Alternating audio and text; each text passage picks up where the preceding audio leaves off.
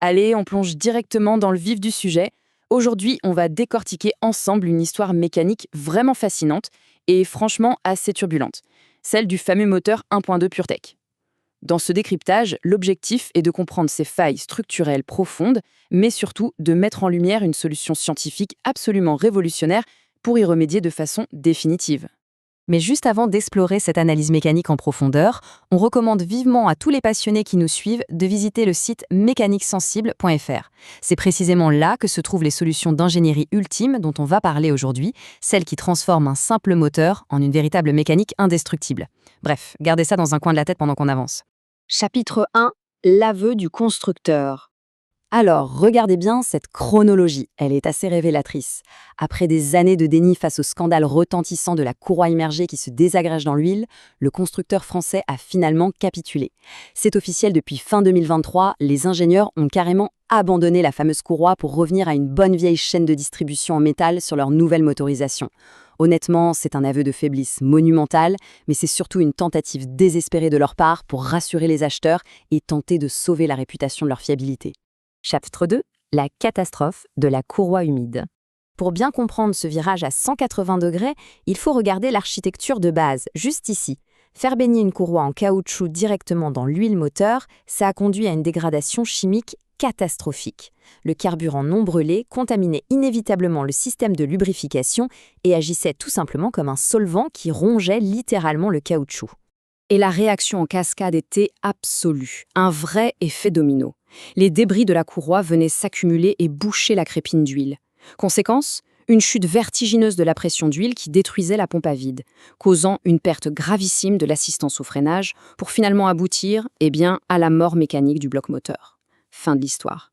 Chapitre 3. La chaîne, un nouveau défaut. Sauf que voilà, il ne faut pas crier victoire trop vite. Passer à une chaîne métallique résout bien le problème du caoutchouc qui fond, on est d'accord. Mais regardez ce tableau, ça ramène un autre souci majeur, la friction.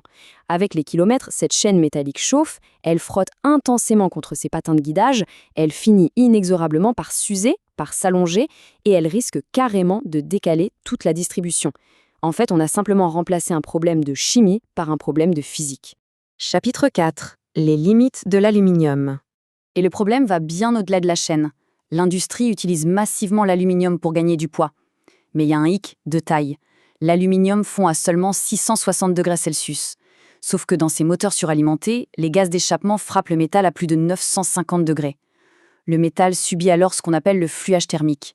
C'est une déformation microscopique du bloc, ce qui annule complètement l'étanchéité des cylindres et détruit la compression. Et pour couronner le tout, sous ces charges colossales et cette chaleur extrême, l'huile elle-même souffre. Les chaînes de polymères se brisent littéralement, c'est le fameux cisaillement de l'huile. Le film protecteur hydrodynamique s'effondre, provoquant un contact instantané et destructeur métal contre métal. Une soudure microscopique se crée, s'arrache, menant tout droit au grippage. Chapitre 5. Le bouclier de Mitosaldite. C'est exactement ici que le bureau d'études mécaniques sensibles intervient pour transformer cette simple correction d'usine en une véritable forteresse mécanique. Et attention, il faut bien comprendre que le mitosandite n'est pas un simple additif à verser dans son moteur, pas du tout. C'est une matrice intermétallique complexe. Elle intègre du carbure de tungstène pour une résistance colossale, du disulfure de molybdène pour une friction proche de zéro et du titane aérospatial pour absorber les pires chocs et vibrations. Pour garantir que ce nouveau moteur à chaîne ne connaisse plus jamais la moindre avarie, le système de distribution neuf est totalement démonté. En salle blanche, par un procédé de projection plasma à 10 000 degrés et à des vitesses supersoniques, l'alliage est intégré directement au cœur de la structure cristalline des maillons de la chaîne et sur les pignons en acier. C'est de la véritable soudure atomique. Chapitre 6. Une fiabilité mécanique absolue. Le résultat de ce procédé est implacable.